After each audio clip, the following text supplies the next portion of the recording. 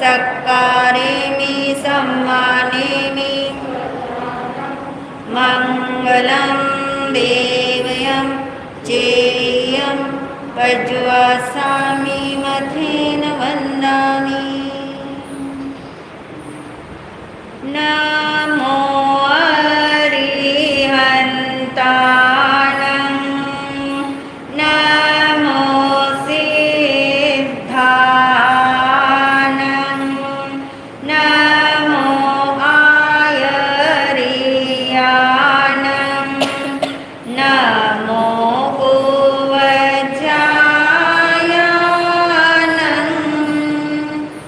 नमो लोये सवसावुनं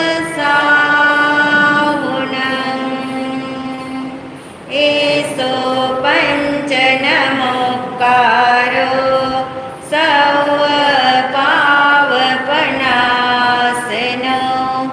मङ्गलानं च सर्वेशं परमं हवै मङ्गलम् मङ्गलानं च सर्वेशं परमं हवै मङ्गलम्।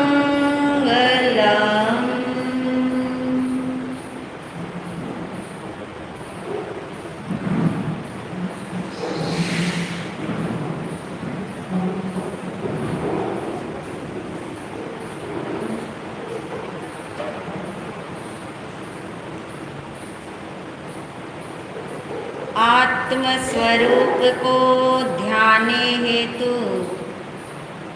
आंखें बंद करें।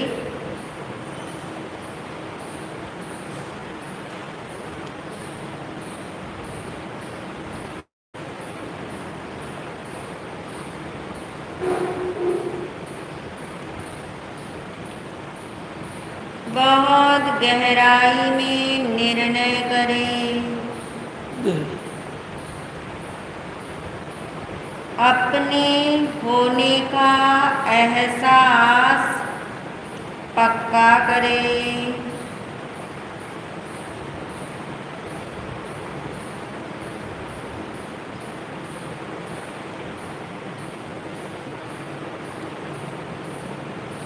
जागृति पूर्वक महसूस करें।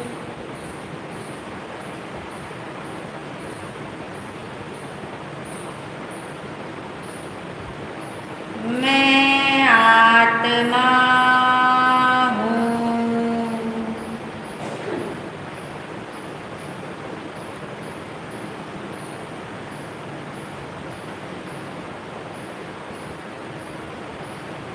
मैं आत्मा ही हूँ।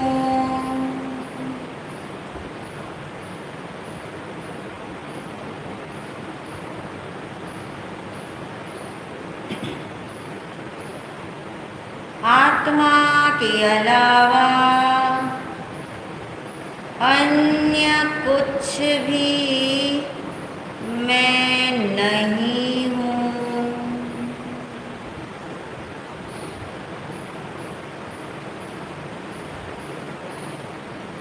मैं शुद्ध आत्मा हूँ।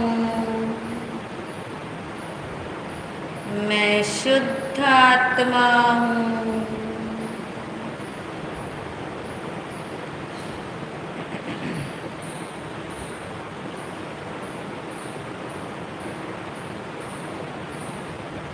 मैं आत्मा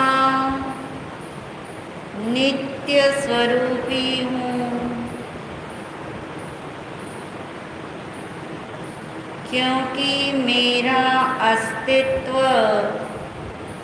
सदा काल है। मैं कल भी था, मैं आज भी हूँ, मैं कल भी रहूँगा। इसलिए मैं शाश्वत तत्व हूँ।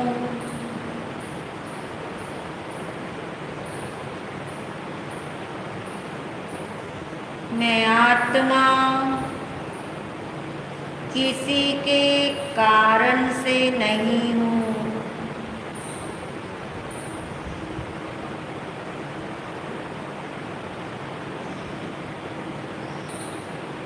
मैं अपने से हूँ।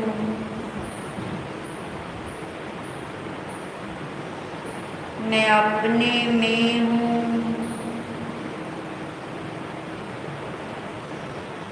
इस जगत का एक भी परमाणु मेरा नहीं है।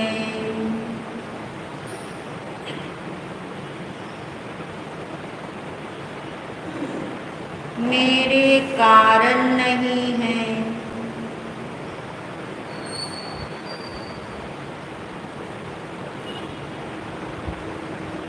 मैं ऐसा नित्य स्वभावी आत्मा हूँ जो काल के पलटने पर भी नहीं पलटता।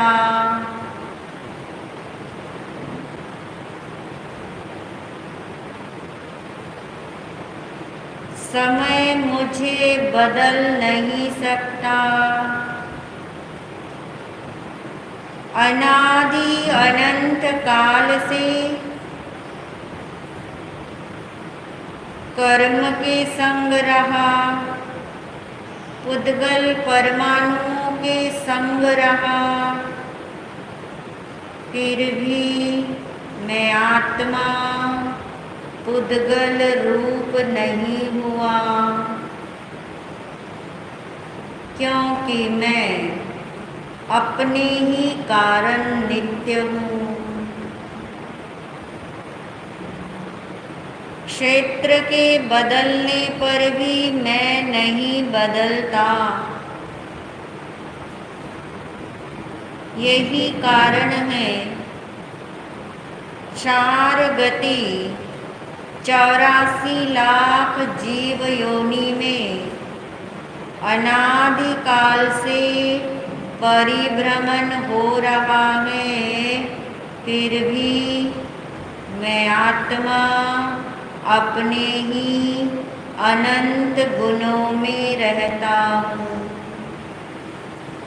अपने ही असंख्यात प्रदेशों में रहता हूँ। मेरा परिभ्रमण नहीं होता।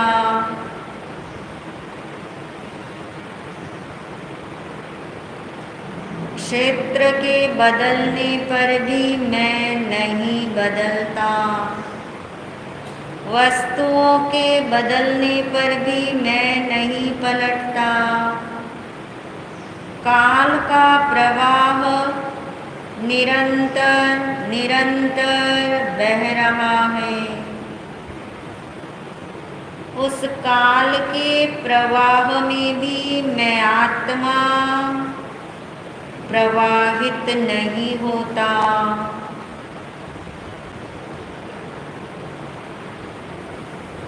इसलिए मैं नित्य स्वरूपी हूँ। मैं सदा सर्वदा रहता हूँ। मैं शाश्वत तत्व हूँ।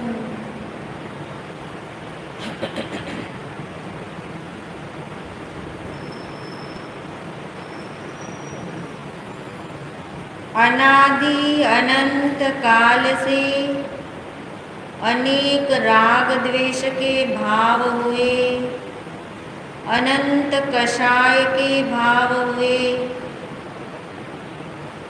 शुभ और अशुभ भाव आए और गए, मगर मैं आत्मा न कहीं आया न कहीं गया। मैं तो अपने असंख्यात प्रदेशों में ही रहता हूँ।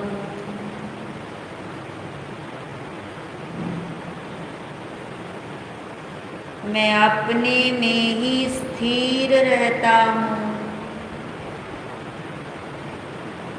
मैं नित्य स्वरूपी हूँ।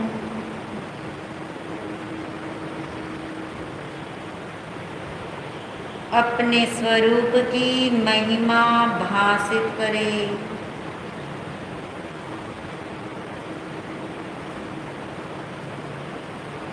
ऐसा ही मैं हूँ, इस भाव से अपने को बारंबार भावित करे।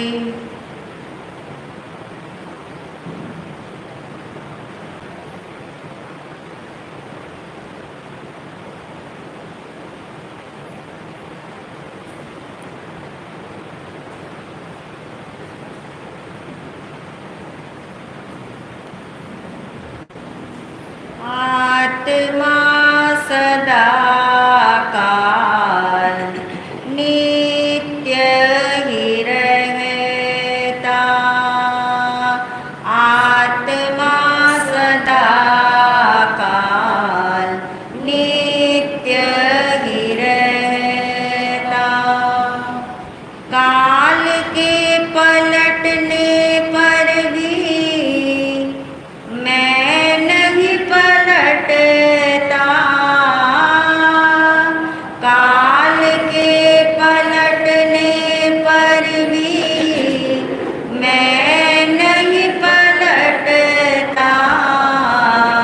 आत्मा सदा काल नित्य ही रहता। आत्मा सदा काल नित्य ही रहता। नित्य ही रहता। मैं हूँ आत्मा शुद्ध आत्मा शुद्ध आत्मा को नमन। मैं हूँ आत्मा शुद्ध आत्मा शुद्ध आत्मा की शरण। गुरुवंदना गुरुवंदना गुरुवंदना बारंबार। गुरुवंदना गुरुवंदना गुरुवंदना बारंबार। प्रसन्नता के साथ आंखें खोल सकते हैं। परम श्रद्धा परम उपकारी महाराज श्री के चरणों में अनंत वंदन नमन। सभी शुद्ध आत्माओं को अनंत वंदन नमन। ओम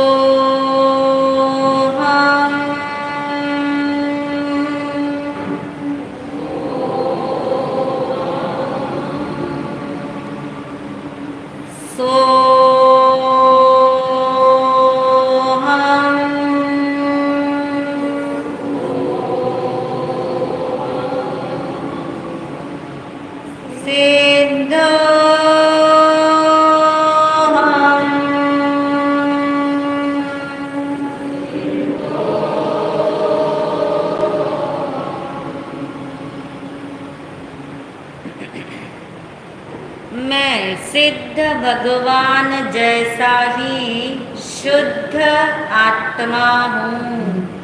जब हम शुद्ध आत्मा शब्द बोलते हैं तो हमारा जोर किस पे जाता है? जोर समझ आ रहा है?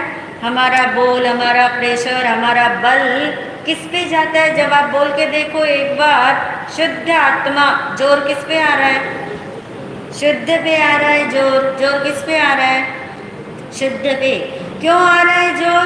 क्योंकि मैं आत्मा हूँ, ये तो अब तक में समझ आ ही रहा है। जब हम बोलते मैं शुद्ध आत्मा हूँ तो शुद्ध को बोलने में भी जोर लग रहा है ना, थोड़ा थोड़ा जोर लग रहा है, और उसी पे जोर जा रहा है। तो आत्मा तो मैं हुई, मगर मैं शुद्ध आत्मा हूँ, और वो भी किसके जैसा? सिद्ध भगवान जैसा। तो ये शुद्ध शब्द का भाव क्या है? एक शब्द होता है, एक उसका अर्थ होता है। और एक उसका मर्म होता है। शब्द तो समझ आ गया, शुद्ध आत्मा ये शब्द है, इसका मीनिंग भी आपको समझ आ गया। मीनिंग क्या है? आत्मा आत्मा होता है जिसके रंग गंध रस स्पर्श नहीं होता। शुद्ध का मीनिंग क्या है? कभी सोचा आपने? शुद्ध का मीनिंग क्या है? प्योर। फिर मैं पूछूंगी कि प्योर का मीनिंग क्या है, फिर क्या बताओगे? शुद्ध। ऐसे तो गाड़ी नहीं चलेगी ना। शुद्ध का मीनिंग क्या, अर्थ क्या समझ आ रहा है आपको? शुद्ध का मतलब क्या? थोड़ा फैला करके मतलब समझ आता है। एक शब्द से तो अर्थ समझ आता है मगर भाव पकड़ में नहीं आता। और याद रखिए, जब तक भाव पकड़ में नहीं आएगा वो भाव का आपको अनुभव नहीं होगा, वो भाव आपको भाषित नहीं होगा। शब्द पता होगा, अर्थ पता होगा, मगर मर्म नहीं पता होगा। मर्म क्या चीज है? मर्म शब्द सुना है?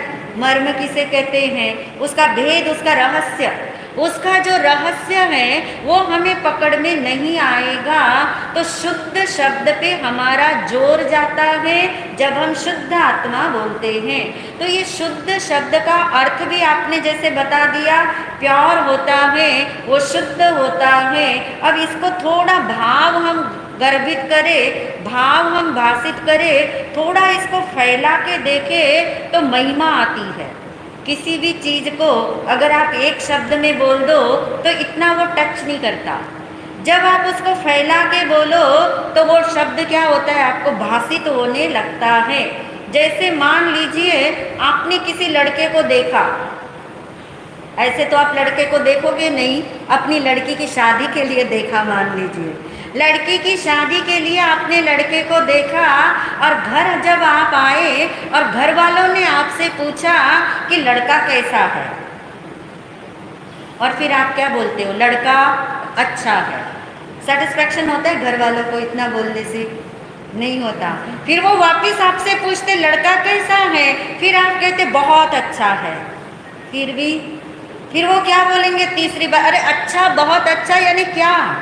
ऐसे मैं शुद्ध आत्मा, मैं प्योर आत्मा, मैं सिद्ध भगवान जैसा आत्मा, ये अच्छा और बहुत अच्छा तो हो गया मगर अभी भाव भाषित नहीं हो रहा, वो भाव पकड़ में नहीं आ रहा। फिर जिसने लड़का देखा है अब वो लड़के के बारे में बताएगा। अब क्या बताएगा?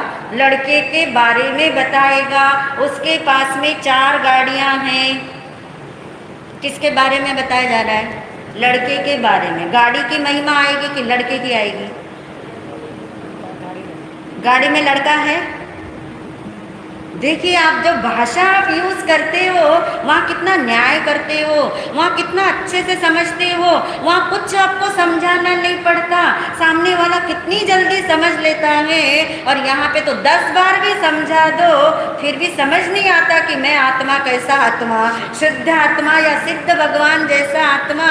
अब उस व्यक्ति ने वर्णन शुरू किया कि लड़के की बड़ी कोठी है, एक कोठी नहीं, उसके पास 4 कोठी हैं, 4 गाड़ियां हैं, 2 फैक्ट्रियां हैं। अब फैक्ट्री में, गाड़ी में, उस मकान में, कोठी में वो लड़का है क्या? लड़का तो लड़के में ही है, लड़का तो लड़के में ही है, मगर कोठी के बारे में जान करके जानकारी किसकी दी जा रही है? सामने वाले को समझ क्या आ रहा है? घर वालों को समझ क्या आ रहा है? लड़के का वैभव समझ आ रहा है, लड़का कितना अच्छा है ये समझ आ रहा है। यानी वो गाड़ी, वो कोठी, वो फैक्ट्री के द्वारा जब इतना फैला के बताया तब उसको लगा, सामने वाले को लगा कि हाँ लड़का बहुत अच्छा है। इससे उसको क्या पकड़ आया? मर्म, भाव पकड़ आया, उसे भाव भाषित हुआ। ऐसा भाव भाषित होना चाहिए जब हम बोले मैं शुद्ध आत्मा, तो ये शुद्ध का भाव क्या चीज है? जो पहले अशुद्ध था और बाद में शुद्ध हुआ, ऐसा शुद्ध आत्मा मैं हूँ? नहीं। जो अभी अशुद्ध है और बाद में एक दिन सिद्धालय में जाएगा तब शुद्ध होगा, ऐसा शुद्ध आत्मा मैं हूँ? तो फिर शुद्ध का भाव क्या पकड़ में आ रहा है? तीनों काल में मैं आज भी शुद्ध हूँ, मैं कल भी शुद्ध था, मैं आगे भी शुद्ध रहूँगा, उसका नाम क्या है? शुद्ध आत्मा है। यानी शुद्ध वो चीज होती है, प्योर वो चीज होती है जिसमें कुछ मिलता नहीं है, मिलावट नहीं होती है। जैसे आप कहते हो ये मैं शुद्ध घी लाए है, और शुद्ध घी से क्या समझ आता है कि इस घी में क्या नहीं है? मिलावट नहीं है। ऐसे समझ आना चाहिए। शुद्ध आत्मा बोला, इसका मतलब क्या है कि इस आत्मा में किसी भी संयोग की मिलावट नहीं है, कर्म के परमाणु की मिलावट नहीं है, शरीर के परमाणु की मिलावट नहीं है, राग द्वेष के भाव इस आत्मा में मिले नहीं, ऐसा शुद्ध आत्मा। अब शुद्ध का जोर आएगा, अब उस शुद्ध का भाव भाषित होने लगेगा कि मैं शुद्ध आत्मा ऐसा शुद्ध हूँ जो त्रिकाल शुद्ध हूँ। त्रिकाल शुद्ध हूँ इसका मतलब उसमें कोई भी चीज मिलती नहीं है, मिक्स होती नहीं है, मिलाने पर भी नहीं मिलती। क्या मीनिंग समझोगे? मिलाने पर भी नहीं मिलती, मिलाने पे नहीं मिलती यानी कितना ही कर्म के साथ इसका मेल बिठा दो। कितने समय से मेल बिठाते आ रहे? अनादि अनंत काल से चक्र है ना, अनादि अनंत काल से ये चक्र चल रहा है, ये संयोग चल रहा है। कितना ही मेल बिठाने की आप कोशिश करो, कितना ही कर्म के उदय से जुड़ने की कोशिश करो, कितना ही संयोगों से जुड़ने की कोशिश करो, कितना ही शरीर को अपना मानने की कोशिश करो, चलता है शरीर साथ में। कितना ही कर्म को मानने की कोशिश करो, चले जाते कर्म आत्मा के अंदर, नहीं मिलते ना। ये प्योर का मीनिंग है, ये शुद्ध का भाव पकड़ना कि कितना ही ये पर द्रव्य के साथ रहे, कर्मादि के साथ रहे, रागादि के साथ रहे, शरीर आदि के साथ रहे, पांच इंद्रियों के विषयों के साथ रहे, मगर अनंत काल हो गया, इसमें कुछ भी मिला नहीं है। जिसमें कुछ नहीं मिलता वो हमेशा क्या रहता है? शुद्ध। इसलिए मैं क्या हूँ? शुद्ध आत्मा। यानी हर दिन का आपका बोल, हर दिन का आपका सुनना, हर दिन का आपका कथन आपको शुद्ध आत्मा से क्या करता जाए? भावित और भाषित करता जाए। रूटीन ना बने आपका ये कि सुन लिया ना एक बार, पता लग गया ना एक बार, उससे कुछ नहीं होने वाला, उससे कुछ नहीं होगा जब तक उसका भाव हमें भाषित ना हो कि मैं शुद्ध आत्मा जो किसी में भी मिलता नहीं हूँ, अन्य कुछ भी मेरे अंदर मिलते नहीं हैं और मैं भी किसी के अंदर मिलता नहीं हूँ, मिलाने से भी मिलता नहीं हूँ, संग रहने से भी मिलता नहीं हूँ, और मज़े की बात मान लेने से भी मिलता। अब कोई सूरज को देख करके भी कहे कि आज तो बड़ा गहरा अंधेरा है, ऐसा कहे तो सूरज का क्या बिगड़ेगा? अंधेरा हो जाएगा? नहीं होता। यदि कोई ऐसा माने कि मैं तो दिन को दिन मानता ही नहीं, मैं तो दिन को क्या मानता हूँ? रात मानता हूँ, तो उसके दिन को रात मानने से क्या दिन रात हो जाता है? क्या नहीं होता है। ऐसे अनादिकाल से मानते आए हैं ये शरीर किसका है? अरे बोलो तो सही, डर क्यों गए? शरीर आपका नहीं है, किसी और का है शरीर। आपका शरीर तो आपका ही है ना। ये शरीर मेरा है, ये शरीर मेरा है कहा, ये शरीर मेरा है माना, फिर भी ये शरीर चाहे कोरोना काल हो, चाहे चौथा आरे का काल हो, पांचवें आरे का काल हो, महाविद्य क्षेत्र का काल हो, ये शरीर आपका हो जाता है क्या? यानी मानने से भी ये यहाँ पे मिलता नहीं, कहने से भी अंदर में मिक्स होता नहीं। यानी कैसी प्योरिटी होगी उस तत्व की? कौन से तत्व की? मेरी बोलो ना, मेरी कैसी प्योरिटी छोटी है इस शुद्ध आत्मा की, जिसके अंदर कुछ भी मिलता नहीं, मिलाने से भी मिलता नहीं, अनंत काल साथ में रहने से भी मिलता नहीं, मेरा मेरा मान लो तो भी मिलता नहीं, उसके लिए कितनी खींचातानी कर लो, राग द्वेष कर लो तो भी मिलता नहीं। इसलिए मैं आत्मा सदा ही शुद्ध हूँ, मैं सदा ही प्योर यानी पवित्र हूँ, ऐसा भासे। कब भासे?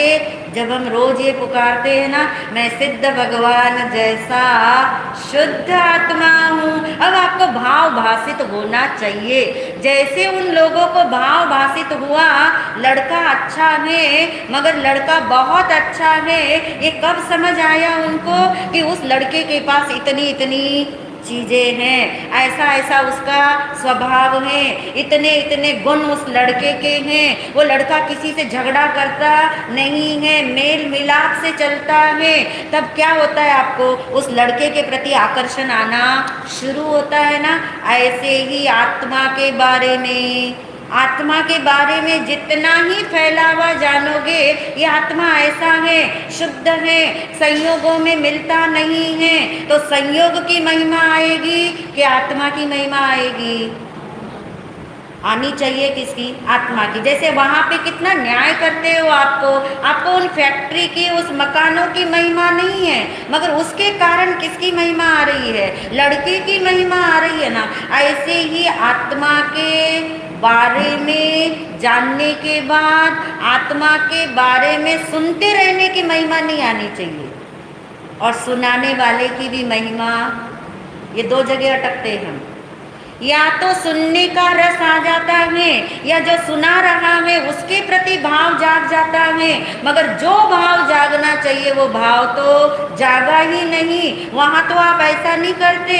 लड़के के बारे में जो आपका घर वाला बता रहा है, आपको अपने घर वाले की महिमा आती है उस समय, समझाने वाले की महिमा आती उस समय नहीं। उस समय तो आपका फोकस कौन है? लड़का। ऐसे ही यहाँ पे होना चाहिए। आत्मा के बारे में जितना समझ में आने लगे, समझाने वाले की भी महिमा न आए, और जिसके द्वारा समझाया जा रहा है, किसके द्वारा समझाया जाता है? उपमा के द्वारा, दृष्टांत के द्वारा, और भेदों को फैला फैला के समझाया जाता है, मगर पकड़ना क्या है? उस शुद्ध आत्मा के स्वरूप को पकड़ना है। उसकी महिमा यदि आती जाती हो तो समझ लेना चाहिए कि हम किसको दृष्टि दे पाएंगे, जिसको दृष्टि देनी चाहिए। किसको दृष्टि देनी चाहिए? देने लायक कौन है? दृष्टि देने लायक कौन है? यही आत्म स्वरूप है जो दृष्टि का विषय है, जो दृष्टि देने लायक है, अपनापन करने लायक है। मगर हमारी दृष्टि अनादिकाल से बंध चुकी है। किसके साथ? कर्म के साथ बंध चुकी है। यदि वो घर वाले उस लड़के की महिमा बताते जा रहे हैं, मगर घर वालों को कोई दूसरा लड़का पसंद आ चुका हो, ये लड़का, ये उदाहरण एक मैं इसलिए साथ में रखती हूँ ताकि साथ साथ उस बात को आप क्या कर सको, ग्रहण कर सको, समझ सको, पकड़ सको। यदि उस लड़के के बारे में इतना आपके घर वालों ने बता दिया, मगर आपको लड़का नहीं समझ आ रहा, क्यों नहीं समझ आ रहा? क्योंकि आपकी दृष्टि किसी और लड़के से बंध चुकी है। आपने किसी और लड़के को पसंद कर रखा है, वो लड़का आपको इससे ज़्यादा अच्छा लगता है। यहाँ पे ऐसा है, असेसमेंट करो अपना, ऐसा है? अब क्या है वो आप बताओगे। यहाँ आत्मा की महिमा बताई जा रही है, आत्मा का स्वरूप बताया जा रहा है, आत्मा के बारे में समझाया जा रहा है। फिर भी अगर हमें समझाने पर भी, समझने पर भी, समझ आने पर भी आत्मा की महिमा न आके यदि किसी अन्य की महिमा आती होगी, कौन है अन्य? कोई भी हो सकता है, सबका अपना अपना अन्य अलग अलग हो सकता है। नहीं भी हो सकता तो अच्छी बात है। कई बार हमें पदार्थों की महिमा नहीं आती, कई बार हमें वस्तुओं की यानी संयोगों की महिमा नहीं आती, मगर हमें व्यक्ति की तो आती है, गुरु की तो आती है, शास्त्र की तो आती है, भगवान की तो आती है, आनी चाहिए, मगर उसमें भी भगवान ने कहा अटक जाओगे तो किसकी महिमा नहीं आएगी? आत्मा की, अपनी शुद्ध आत्मा की महिमा नहीं आएगी। तो जो बताया जा रहा है, जिसके लिए बताया जा रहा है, उस निज शुद्ध आत्मा की महिमा यदि नहीं आती हो तो पक्के से समझ लेना, अच्छे से मान लेना, मुझे किसकी महिमा आ रही है? पर की। वो पर कोई भी हो सकता है, वो पर कोई भी हो सकता है, वो पर सिद्ध भगवान भी हो सकते हैं, वो पर अरिहंत भगवान भी हो सकते हैं, वो पर सद्गुरु भी हो सकते हैं, वो पर शास्त्र भी हो सकते हैं, और बाकी सारे पर तो आपको पता ही है, जिसे समझाने की ज़रूरत नहीं है। यानी हमारी दृष्टि यदि पर से बंधी रहेगी तो कभी भी दृष्टि आत्मा की तरफ नहीं आ पाएगी, और हमारी दृष्टि सबसे ज़्यादा बंधी हुई है कर्म के उदय में। किसमें बंधी है? जो कर्म के उदय से मिलता है, अच्छा वाला मिलता है तो ज़्यादा बंध जाती है, और बुरा वाला मिलता है तो कम बंधती है ना। ऐसा लगता है आपको? बुरा वाला मिलता है तो बुरे को हटाने में बंध जाती है ना, और अच्छा वाला मिलता है तो उसे टिकाने में लग जाते। बस यही खेल खेला हमने सारी जिंदगी, जन्म जन्म से, जन्म जन्म से यही कर्म चक्र ने हमें खेल खिलाया, और हम खेलते चले गए। अच्छा मिला तो संजो के रखो, टिका के रखो, नहीं मिला है तो पाने के लिए चलो, बुरा मिल गया है तो उसे हटाने के लिए चलो, और जिंदगी इसी में बीत जाती है। इसलिए भगवान ने कहा सबसे पहले तू कर्म चक्र को क्या कर ले? समझ ले। जो कर्म चक्र कब से चल रहा है? कब तक चलने वाला है? नहीं, कब तक चलने वाला है? जब तक केवल ज्ञान ना हो, जब तक मोक्ष ना मिले, यानी तब तक चलने वाला है ये कर्म चक्र। यानी ये कर्म चक्र भी कोई कम नहीं है ना, ये कर्म चक्र भी कम नहीं है, मगर इस कर्म चक्र के चलते चलते अनंत आत्माओं ने अपने काम किए हैं, ये बात भी सत्य है। इसका मतलब कर्म चक्र इतना बड़ा नहीं है कि जिसके ऊपर से क्या न लगाई जाए? छलांग। मगर कर्म चक्र से छलांग कब लगाई जाए, कैसे लगाई जाए? ऐसे ही छलांग लगा लोगे तो गिर जाओगे नीचे। कहाँ जाकर के छलांग लगानी, कब छलांग लगानी, उसको समझने के लिए हमने चक्र को समझना शुरू किया था, और उस चक्र में 4 पॉइंट हमने समझे थे। कर्म चक्र की बात नहीं कर रही, चक्र की, कर्म चक्र का तो एक ही पॉइंट हमने समझा। कर्म चक्र के 4 पॉइंट याद रखे हैं आपने?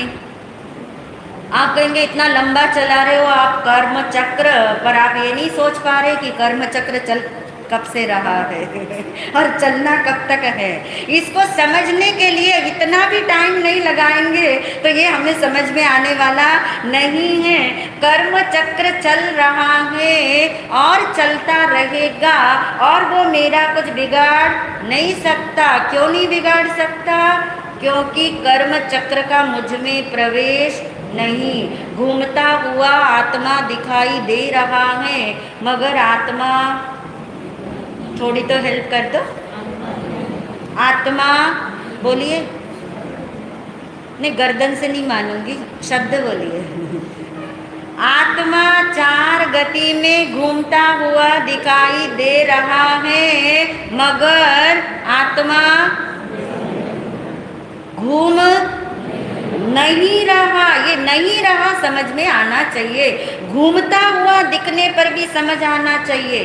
कर्म चक्र चल रहा है फिर भी ये घूम नहीं रहा, आत्मा घूमते हुए भी दिखाई देता है फिर भी घूम नहीं रहा। दूसरा पॉइंट था कर्म चक्र, यानी वो चक्र और आदमी दोनों क्या है? अलग अलग है। चक्र कौन घुमा रहा है? आदमी घुमा रहा है क्या चक्र?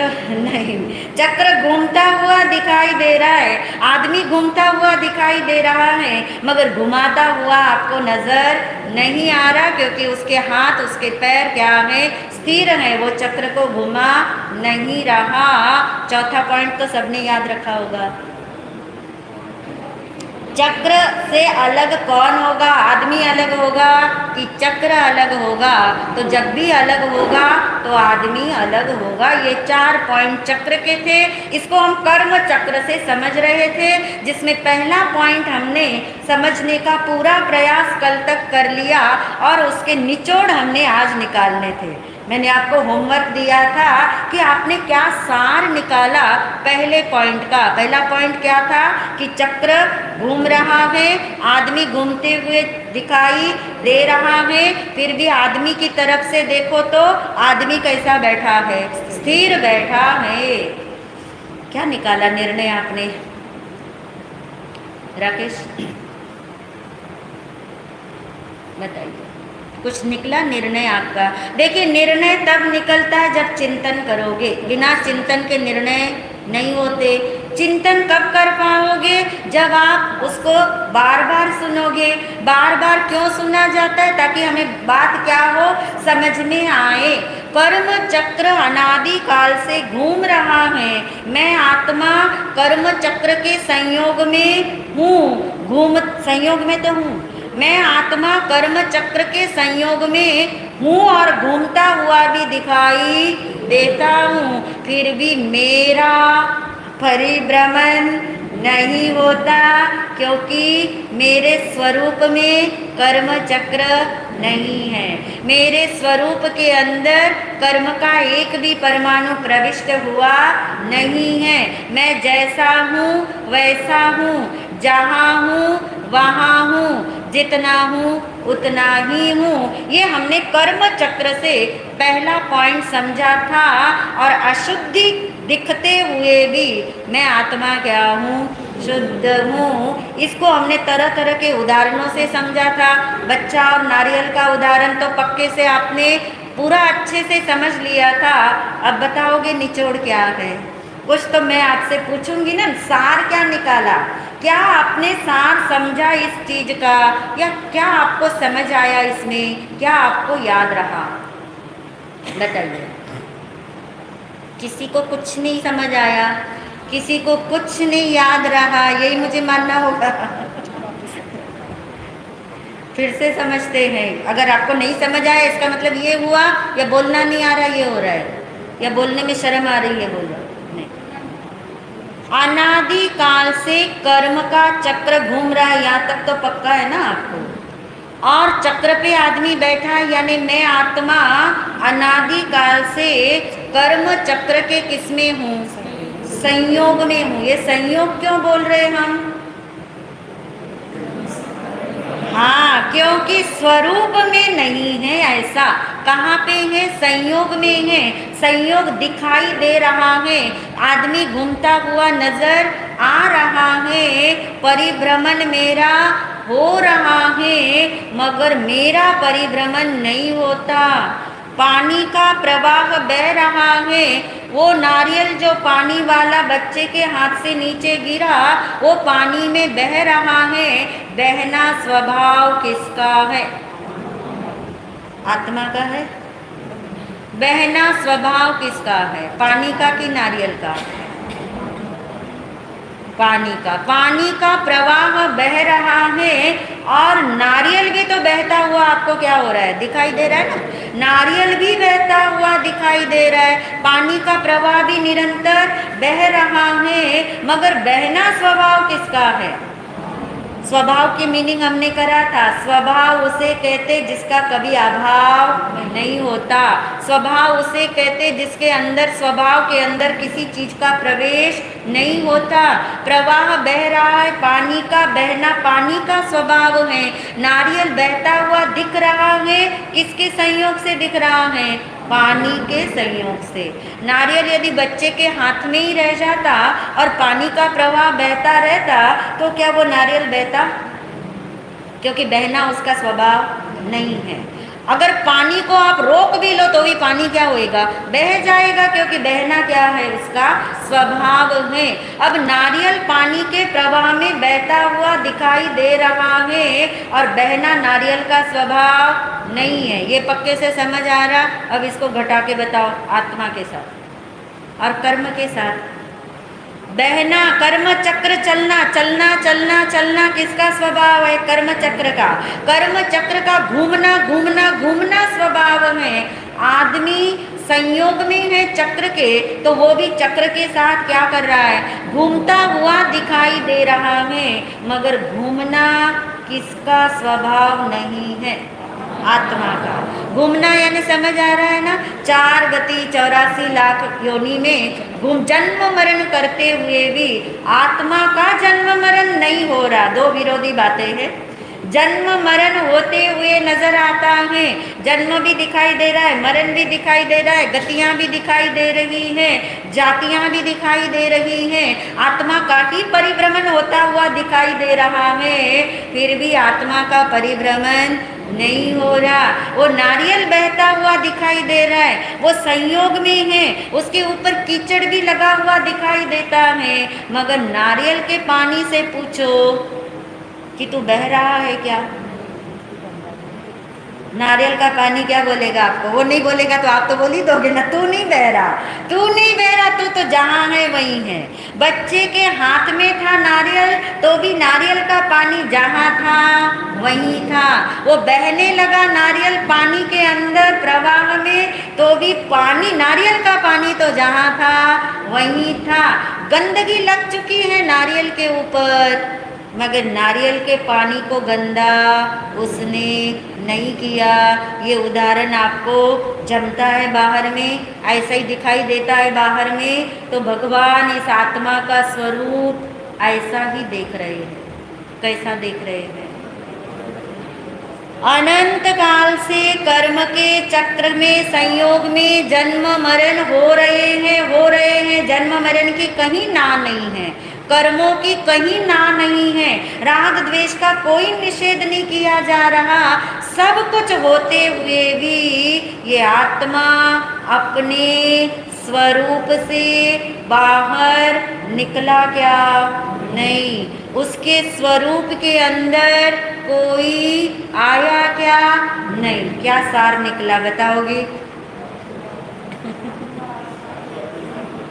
हाँ, घूमता हुआ दिखाई देने पर भी आत्मा घूम नहीं रहा, क्योंकि आत्मा का घूमने का स्वभाव नहीं है।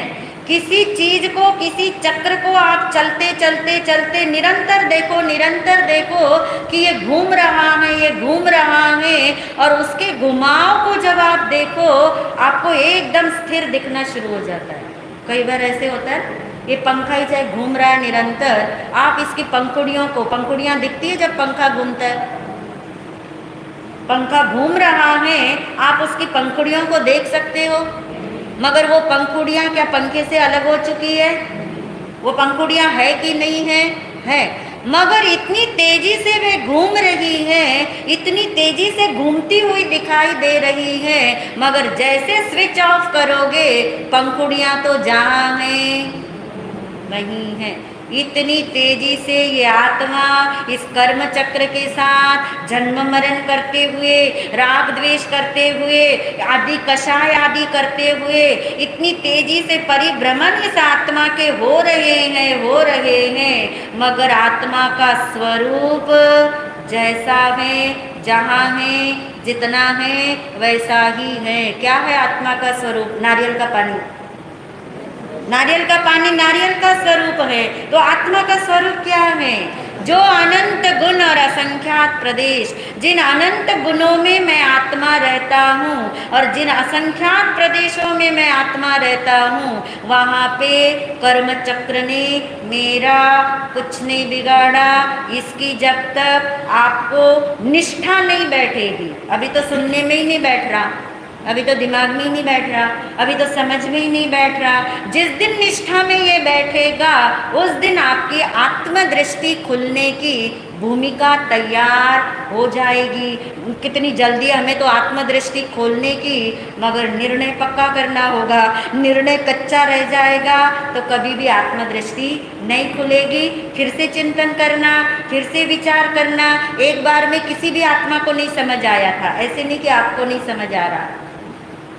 एक बार में किसी भी आत्मा को ये बात इसलिए नहीं समझ आती क्योंकि अन्य मिथ्या धारणाएं, अन्य मिथ्या बातें इतनी भरी पड़ी है अंदर में, वृत्तियां जिसे भगवान ने कहा, वो वृत्तियां हमें सत्य का स्वरूप समझ आते हुए भी समझने नहीं देती।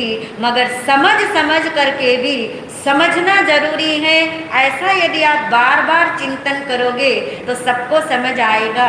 अनंत आत्माओं को समझ आया, हमें क्यों नहीं समझ आएगा। ऐसे भावों के साथ ओम शांति।